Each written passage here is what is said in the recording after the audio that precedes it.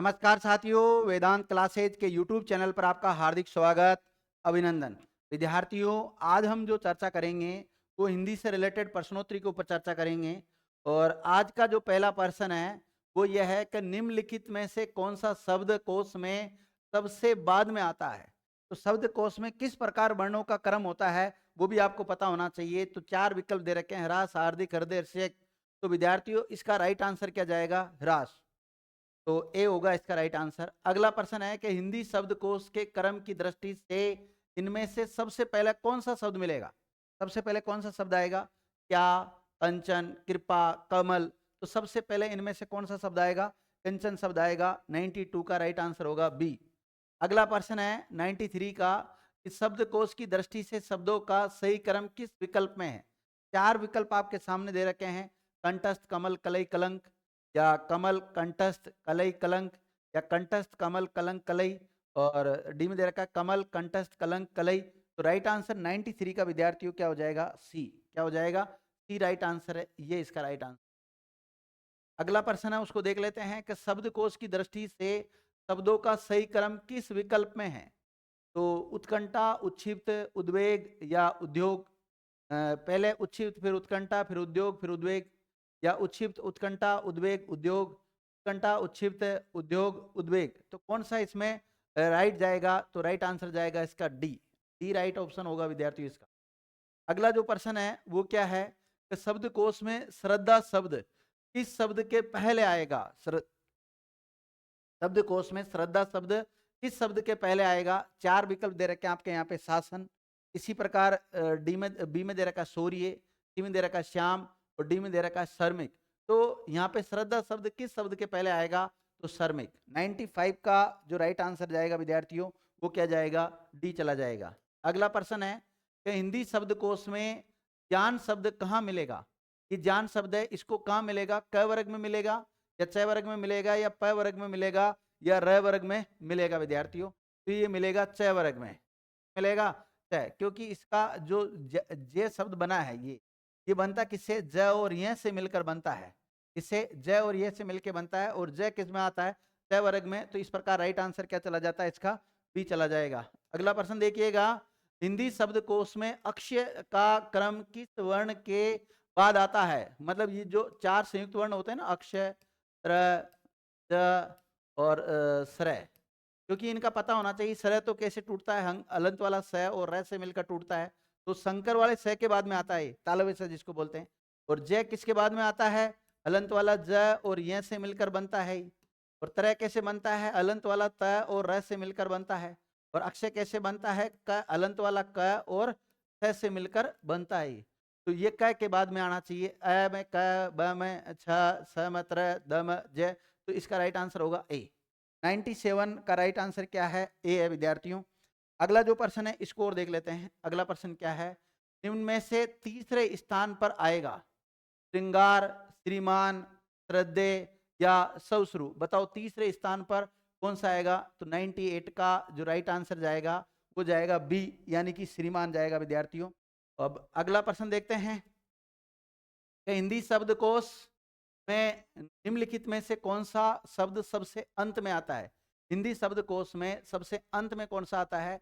छात्र, कमल, हाथी, या त्रिशूल। ये जो चार दे रखे हैं विद्यार्थियों, इसमें से सबसे अंत में कौन सा आएगा? और चार विकल्प आपके सामने हैं। तो राइट आंसर क्या होगा इसका? हाथी, सी आएगा।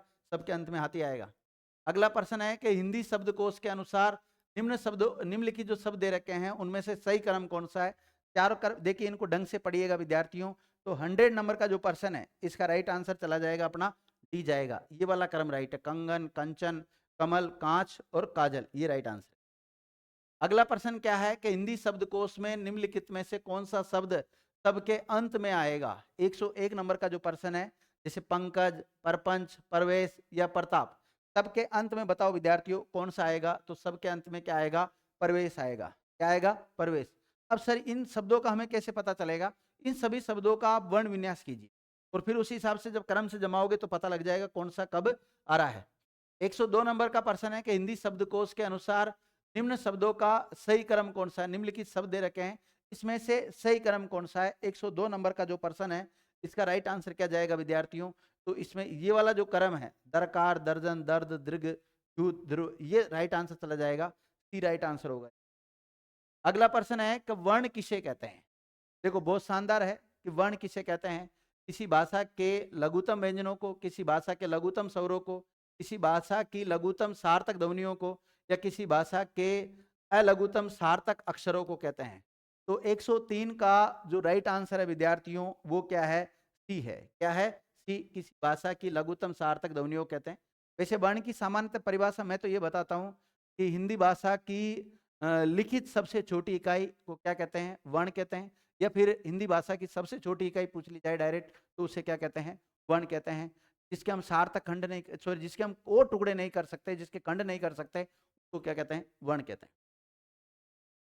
वर्ण कितने प्रकार के होते हैं। देखो बहुत सरल सवाल है। तो वर्ण कितने प्रकार के होते हैं, तो वर्ण दो प्रकार के होते हैं। कितने प्रकार के होते हैं, दो प्रकार के होते हैं। एक तो स्वर होते हैं और एक व्यंजन होते हैं। एक तो स्वर होते हैं और एक व्यंजन होते हैं। हिंदी की जो लिपि देवनागरी, उसमें स्वरों की संख्या 11 मानी गई है और व्यंजनों की संख्या 33 मानी गई है। और कुल वर्णों की संख्या कितनी मानी गई है, 52 मानी गई है। ये 52 होते कैसे हैं, तो देखो 11 तो स्वर हो गए और 33 व्यंजन हो गए, 4 संयुक्त वर्ण हो गए, 2 अयोग वहा अंग और अह, और इसके अलावा 2 उच्छित वर्ण हो गया ड ढ, ये हो गया विद्यार्थी। तो इस प्रकार 52 वर्ण हो जाते हैं कुल। अगला देखिए, संयुक्तों को छोड़कर हिंदी में मूल वर्णों की संख्या कितनी है।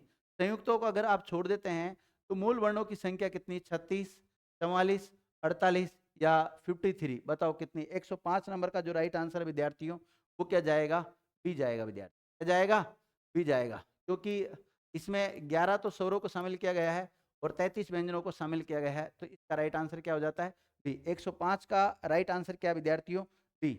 अगला प्रश्न देखिए, वर्णमाला में मात्रा का अर्थ क्या है। मात्रा किसे कहते हैं, मतलब वर्णमाला में जब मात्रा बोलते हैं तो मात्रा किसे कहते हैं। सामान्यतः स्वरों को बोलने में जो समय लगता है उसे मात्रा कहते हैं, या स्वरों का जो वास्तविक रूप है वही मात्रा कहलाता है। यहाँ 4 विकल्प दे रखे हैं कि वर्ण की मात्राएं, वर्ण के उच्चारण में लगने वाला समय, ध्वनि का परिणाम, वर्णों का क्रम। तो राइट आंसर क्या चला जाएगा, इसका बी चला जाएगा। 106 नंबर का क्या हो जाएगा, बी हो जाएगा। अगला प्रश्न क्या विद्यार्थी, इसको देखिएगा।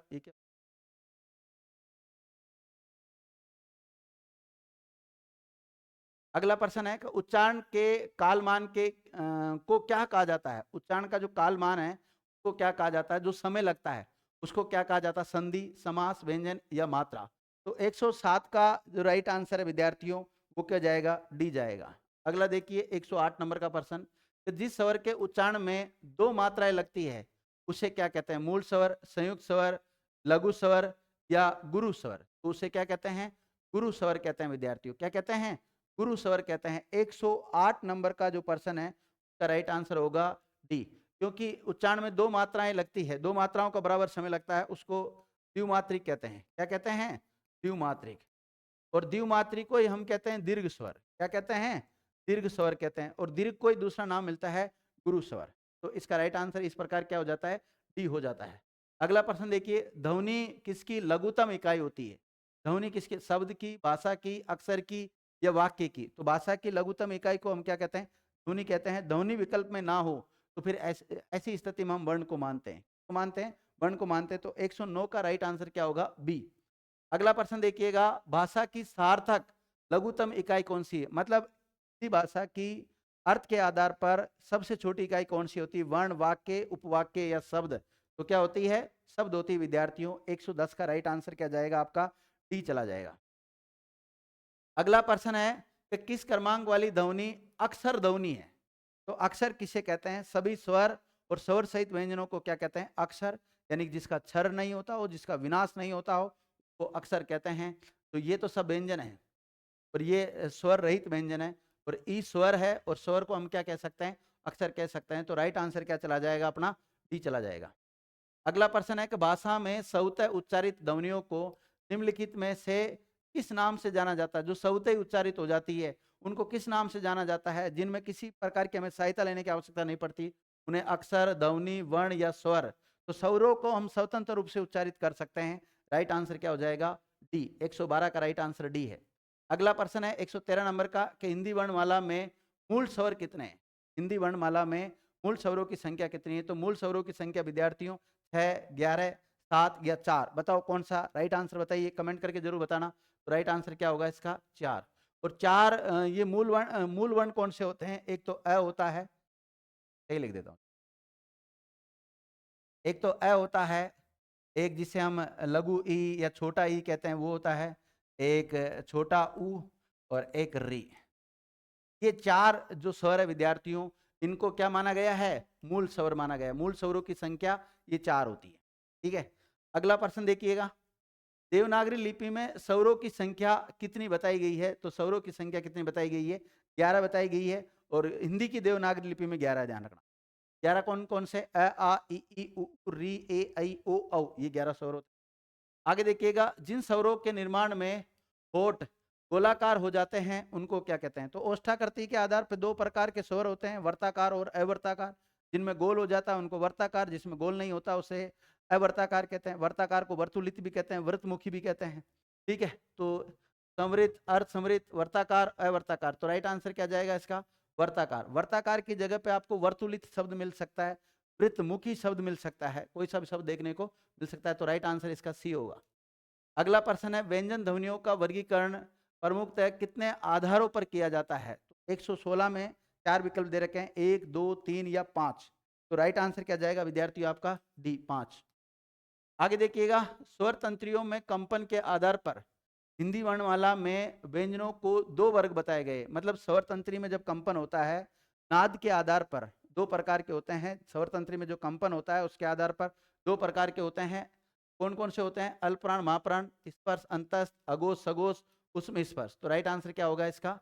जो होगा विद्यार्थियों, अघोष और सघोष होता है। अघोष में कंपन नहीं होता है, सघोष में क्या होता है? कंपन होता है। तो राइट आंसर क्या हो जाएगा? 117 नंबर का सी हो जाएगा विद्यार्थियों। 118 नंबर का प्रश्न देखिएगा, व्यंजन ध्वनियों का वर्गीकरण प्रमुखतः कितने आधारों पर किया जाता है? 1 आधार पे, 2 आधार पे, 3 आधार पे या 5 आधार पे? बताओ। व्यंजन ध्वनियों का वर्गीकरण प्रमुखतः 2 आधारों पर करते हैं। क्या आधार पर करते हैं? कितने आधारों पर करते हैं? 2 आधार पर करते हैं। तो 118 का राइट आंसर होगा बी। 2 आधार कौन कौन से? एक तो उच्चारण स्थान के आधार पे, एक पर्यटन के आधार पे। हालांकि पर्यटन के आधार को फिर और 2 उप आधारों में बांट देते हैं, आभ्यंतर और बाह्यम। फिर आभ्यंतर में हम 5 पढ़ते हैं और बाह्य में 2 पढ़ते हैं। प्राणवायु के आधार पे, नाद के आधार, प्राणवायु के आधार पर 2 प्रकार के हो जाते हैं, अल्पप्राण और महाप्राण। नाद के आधार पर 2 प्रकार के हो जाते हैं, अघोष और सघोष। निम्नलिखित में से सघोष अल्पप्राण है, मतलब सघोष भी होना चाहिए और अल्पप्राण भी होना चाहिए। तो विद्यार्थियों देखो, अल्पप्राण में तो कौन से आते हैं? पहला, तीसरा और 5वां आता है। और सघोष में कौन से आते हैं? सघोष में आता है तीसरा, चौथा और 5वां आता है। तो देखिए, क तो पहला होता है, छ दूसरा होता है विद्यार्थी, ये नहीं हो सकता। द देखो, द तीसरा भी होता है, और मतलब ये सघोष भी होता है और अल्पप्राण भी होता है। ठीक है, इसी प्रकार घ, ये चौथा होता है, तो ये तो हो ही नहीं सकता। तो राइट आंसर क्या जाएगा? 119 का राइट आंसर चल जाएगा सी। क्या जाएगा विद्यार्थियों? सी। और आज का और वर्ण विचार का जो अंतिम प्रश्न है, जो भी हम अपनी जो प्रश्नोत्तरी चल रही थी, आज का अंतिम प्रश्न देखिएगा, बहुत शानदार है। हिंदी शब्दकोश के अनुसार निम्न शब्दों का सही क्रम कौन सा होगा? तो इसका राइट आंसर क्या जाएगा? राइट आंसर बता दे रहा हूं मैं डायरेक्ट, पंसेरी, पकवान, पसंद, पृथक, प्रकाश। ये डी विकल्प राइट होगा इसका। इसी के साथ ये जो प्रश्नोत्तरी चल रही थी ये कंप्लीट हो गई वर्ण विचार की।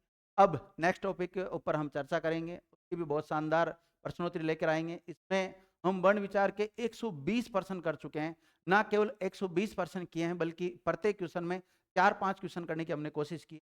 वर्ण विचार के लगभग 500 क्वेश्चनों के ऊपर हमने चर्चा कर ली है विद्यार्थियों। अब मुझे लगता है कि आपको वर्ण विचार में किसी प्रकार की कोई दिक्कत नहीं आएगी। आती है तो आप किसी भी प्रकार की वर्ण विचार को लेकर दिक्कत आती है, कमेंट करके बताएं। मोबाइल नंबर जो दे रखे हैं 9024409077, इन पर आप संपर्क कर सकते हैं। थैंक यू मित्रों।